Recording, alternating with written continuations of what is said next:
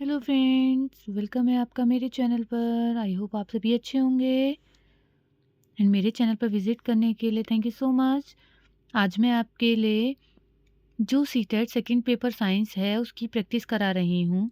तो मैं आपको 9th-10th की भी बुक्स की भी प्रैक्टिस कराऊँगी, तैयारी कराऊँगी, जिससे कि आपका पेपर बहुत अच्छे से जाए। देखिए, मैं भी इसकी तैयारी कर रही हूँ सेकंड पेपर की, तो आप भी अच्छे से तैयारी कीजिए। मैंने हाइलाइट किया हुआ है जो-जो मोस्ट इम्पोर्टेंट हैं, क्या-क्या मोस्ट चीज़ें हैं, मैं वही चीज़ें आपको स्टडी कराऊँगी। ठीक है, सबसे पहले चैप्टर देखते हैं, हम बायोलॉजी से ही स्टार्ट करते हैं। जीवन की मौलिक इकाई, the fundamental unit of life. जो हमारी लाइफ है उसकी फंडामेंटल यूनिट क्या है, सभी को पता होगा। हमारी लाइफ की जो फंडामेंटल यूनिट है, सबसे छोटी इकाई है, वो है एक सेल, जिससे हमारी लाइफ का पूरा प्रोसेस चलता है। ये चीज़ें आपने क्लास 9th में भी पढ़ी होंगी। ये क्लास 9th की बुक है साइंस की, उससे ही मैं आपको ये स्टडी करा रही हूँ। आई होप आपको वीडियो अच्छी लगेगी। वीडियो को बीच में ही स्किप ना करें, लास्ट तक वीडियो वॉच कीजिए, जिससे कि आपकी तैयारी बेहतर हो और आप एक बार में ही सेकंड पेपर को क्लियर कर पाएँ। देखते हैं तो हम जिसमें हम सेल की स्टडी करते हैं उसको बोलते हैं हम साइटोलॉजी। ये आपको याद रखना है कि साइटोलॉजी किसको बोलते हैं, जिसमें हम सेल की स्टडी करते हैं, वही होता है साइटोलॉजी। ठीक है, आगे देखते हैं। आगे है सजीव किससे बने होते हैं। सजीव किससे बने हुए होते हैं, देखते हैं। जिस प्रकार ईंट किसी कमरे या इमारत की संरचनात्मक इकाई है, उसी प्रकार सभी जीवधारियों का शरीर एक या अनेक कोशिकाओं से मिलकर बना होता है। इस सतह की जांच आप स्वयं प्रयोगशाला में संपन्न किए जाने वाली रोचक क्रियाकलापों से करेंगे। विभिन्न गतिविधियों से आप यह स्वयं स्थापित कर पाएंगे कि कोशिका सभी प्रकार की सभी जीवों की संरचनात्मक इकाई है। जिस तरह से किसी भी मकान को बनाने के लिए एक ईंट की सबसे पहले किस चीज़ की ज़रूरत होती है, एक ईंट की ज़रूरत होती है। उसी तरह से एक ह्यूमन बॉडी को बनाने के लिए हमारी जो एक ह्यूमन बॉडी है उसको बनने के लिए एक सेल की ज़रूरत होती है। क्योंकि जब एक सेल होती है, सेल से ही क्या बनते हैं, बहुत सारे टिश्यूज़ बनते हैं। एक सेल होती है, उसके साथ दूसरी सेल अटैच हो जाती है, फिर सेल का फर्दर डिवाइडेशन होता है। बहुत सारी सेल जब एक जगह इकट्ठी हो जाती हैं, तो वो एक बना देती हैं, टिश्यू बना देती हैं। इसी तरह से ये प्रोसेस चलता रहता है। एक टिश्यू बनने के बाद टिश्यू बहुत सारे टिश्यूज़ इकट्ठा हो जाते हैं, तो एक बनता है ऑर्गन। ऑर्गन बनने के बाद जब एक हमारी बॉडी का एक पार्ट बनेगा, ठीक है, एम्ब्रियो बनता है, जिस तरह से बच्चे का निर्माण जो होता है वो थोड़ा-थोड़ा बॉडी के पार्ट बनते हैं, इसी तरह से जब एक ऑर्गन बनता है, फिर ऑर्गन सिस्टम बनता है, फिर उसके बाद बनता है हमारा एक पूरी बॉडी ऑर्गेनिज़्म। जो हमारी ये पूरी बॉडी होती है, ह्यूमन बॉडी होती है, उसको बोलते हैं ऑर्गेनिज़्म। इसी तरह से मकान भी किस तरह से बनता है? एक हमारे पास ईंट होती है, जब हम बहुत सारी ईंटों को इकट्ठा कर देते हैं, तो वो क्या बन जाता है? वो एक दीवार बन जाती है। तो दीवार क्या है? दीवार हमारे टिश्यूज़ हैं और जो दीवार बनने के बाद एक कमरा बनता है, बहुत सारी दीवारें इकट्ठा हो जाती हैं, एक कमरा बनता है, वो बनता है एक ऑर्गन सिस्टम। ठीक है? और जब एक ऑर्गन इतने सारे ऑर्गन सिस्टम इकट्ठे हो जाते हैं, सॉरी, बहुत सारे ऑर्गन इकट्ठे हो जाते हैं तो ऑर्गन सिस्टम बन जाता है।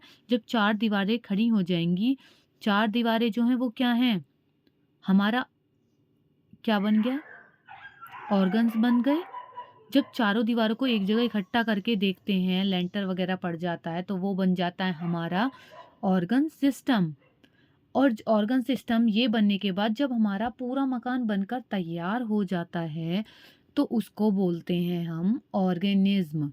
जब हमारे मकान पर गेट लग जाता है, प्लास्टर हो जाता है, पेंट वगैरह सब चीज़ हो जाती है, तो वो बन जाता है एक ऑर्गेनिज्म। इसी तरह से ह्यूमन बॉडी भी एक ऑर्गेनिज्म इसी तरह से बनती है। आई होप ये आपको समझ में आ गया होगा। आगे देख लेते हैं। जो कोशिका की खोज है, कोशिका की खोज किसने की थी? तो एक ब्रिटिश साइंटिस्ट हुए थे, वैज्ञानिक हैं रॉबर्ट हुक, जिन्होंने क्या किया था?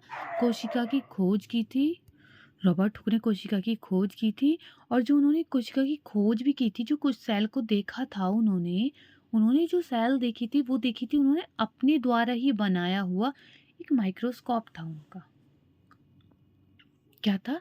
एक उनके द्वारा ही बनाया हुआ एक माइक्रोस्कोप था जिसमें उन्होंने उस सेल को देखा था। आगे पढ़ते हैं। 8 प्रकार के सूक्ष्मदर्शी से कॉर्क की एक पतली काट का निरीक्षण करते समय उसमें अनेक छोटे-छोटे प्रकोष्ठ दिखे।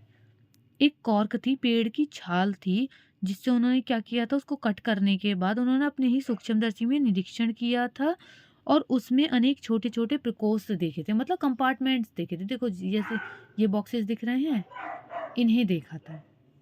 आगे रीड करते हैं। यह प्रकोष्ठ मधुमक्खी के छत्ते के समान व्यवस्थित थे। बोतलों के ढक्कन के रूप में प्रयुक्त यह कॉर्क वृक्षों की छाल से प्राप्त होती है। ठीक है, जो कॉर्क थी वो वृक्षों की छाल से प्राप्त होती है।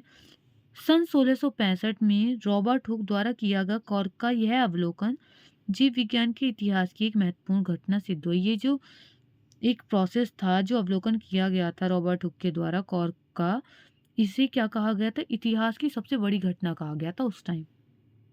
इसी घटना से कोशिका विज्ञान की आधारशिला रखी गई। रॉबर्ट हुक ने इन प्रकोष्ठों को, जो ये बॉक्सेस दिखे थे ना, ये कॉम्ब लाइक स्ट्रक्चर, मतलब मधुमक्खी के छत्ते के जैसी जो स्ट्रक्चर है, इन्हीं को उन्होंने बोला था सेल। कोशिका जो है वो सेल का एक लैटिन शब्द है।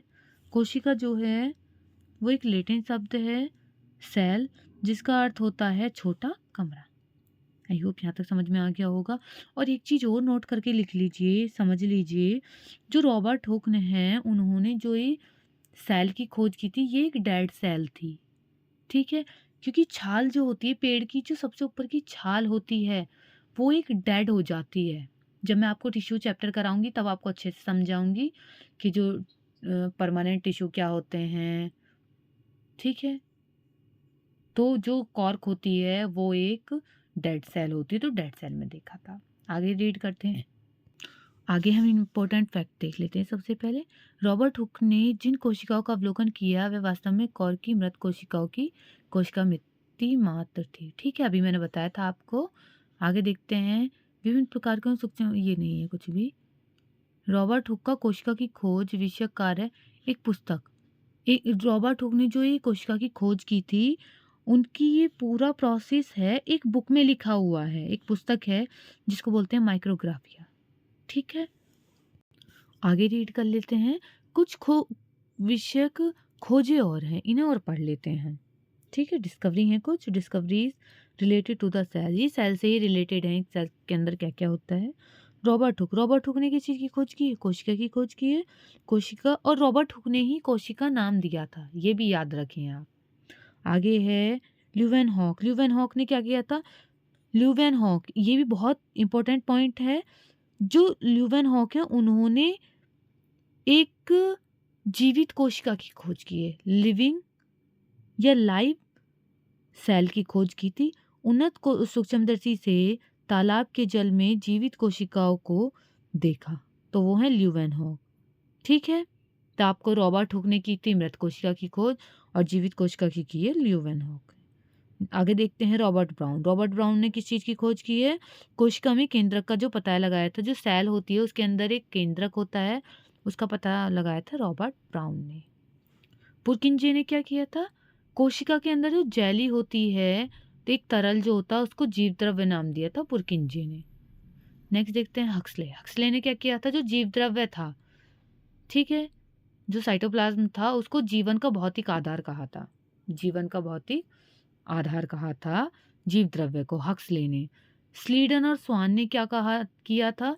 जो सेल है, उन्होंने सेल थ्योरी दी थी। जो सेल थ्योरी है वो किसने दी थी? स्लीडन और स्वान ने। ये क्वेश्चन बहुत इंपॉर्टेंट हैं, आपके एग्जाम के लिए बहुत इंपॉर्टेंट है कि आते हैं। मैं तो इसको पढ़ रही हूँ, याद कर रही हूँ अच्छे से, आप भी अच्छे से याद कर लें।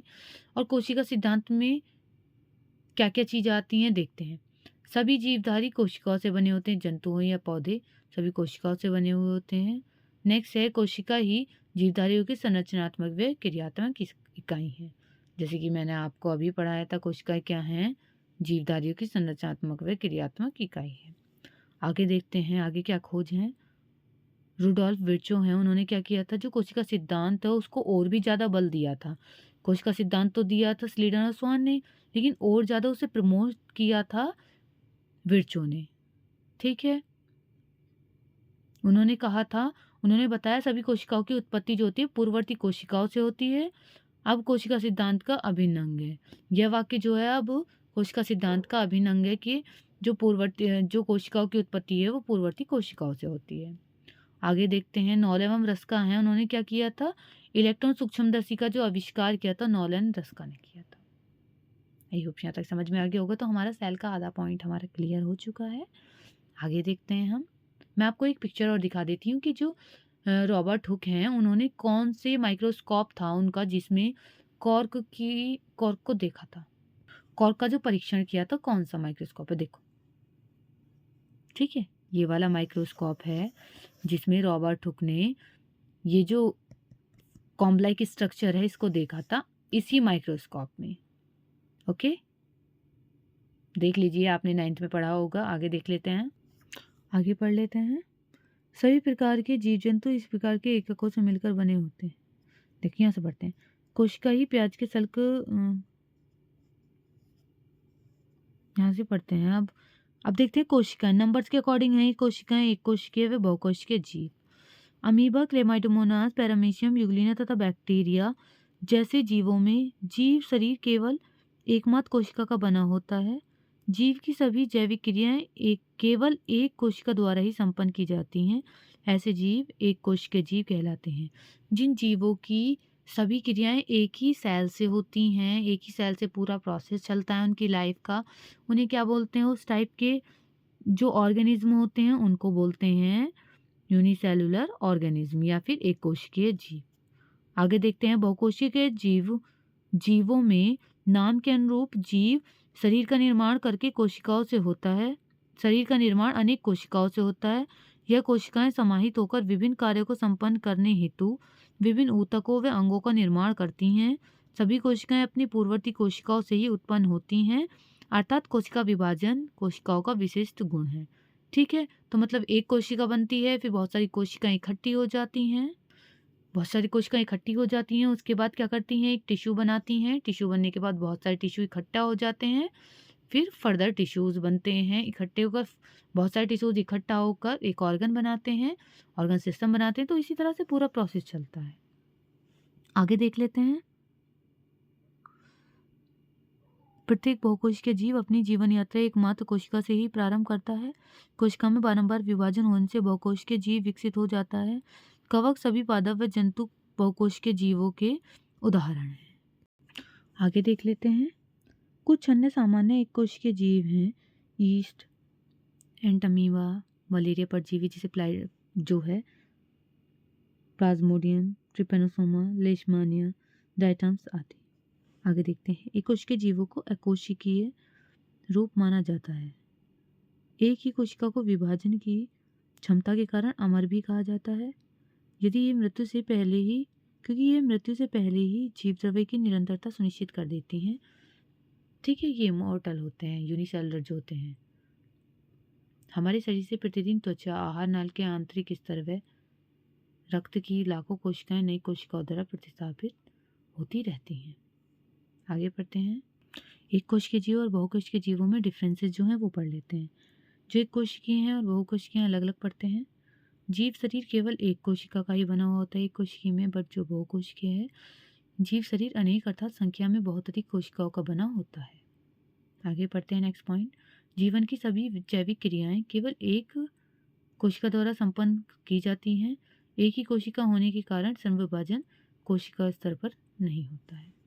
आगे की इसमें पढ़ते हैं, बहुकोशिकीय जीवों में प्रत्येक कोशिका मौलिक जैव क्रियाएं तो संपन्न करती हैं, लेकिन कोशिका श्रम विभाजन के कारण कार्य विशेष के संपादन हेतु अनुकूलित होती हैं। आगे पढ़ते हैं, एक कोशिका की क्षति होने से जीव की मृत्यु हो जाती है। इसमें क्या होता है, बहुकोशिकीय में एक कोशिका की मृत्यु का जीव पर बहुत अधिक प्रभाव नहीं होता।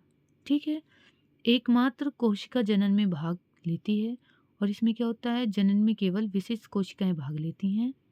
एक कोशिकीय में देखते हैं, एक ही कोशिका द्वारा मृत्यु से पहले ही जीव द्रव्य का विभाजन कर देने से जीव द्रव्य की निरंतरता बनी रहती है, अतः यह अकोशिकीय जीव अमर कहलाते हैं। ठीक है, बट ऐसा इसमें नहीं होता है। जीवन काल अपेक्षाकृत बड़ा होता है, वो कोश के जीवों को अमर नहीं माना जाता है। आई होप आपको यहाँ तक समझ में आ गया होगा। आज के लिए हम इतना ही रखते हैं। अगर वीडियो अच्छी लगी है तो लाइक डन कीजिए और मेरे चैनल पर बने रहिए। चैनल जो भी मेरे चैनल पर न्यू है, चैनल को ज्वाइन नहीं किया है तो चैनल को ज्वाइन कर लीजिए। मैं आपके लिए जब तक एग्ज़ाम होगा तब तक ऐसी ही वीडियोज़ लाती रहूँगी और पूरे आपको प्रैक्टिस भी कराऊँगी। तो चैनल को लाइक डन कर दीजिए, वीडियो को लाइक डन कर दीजिए, फ्रेंड के साथ शेयर कीजिए और चैनल को ज्वाइन कीजिए। Thank you for watching.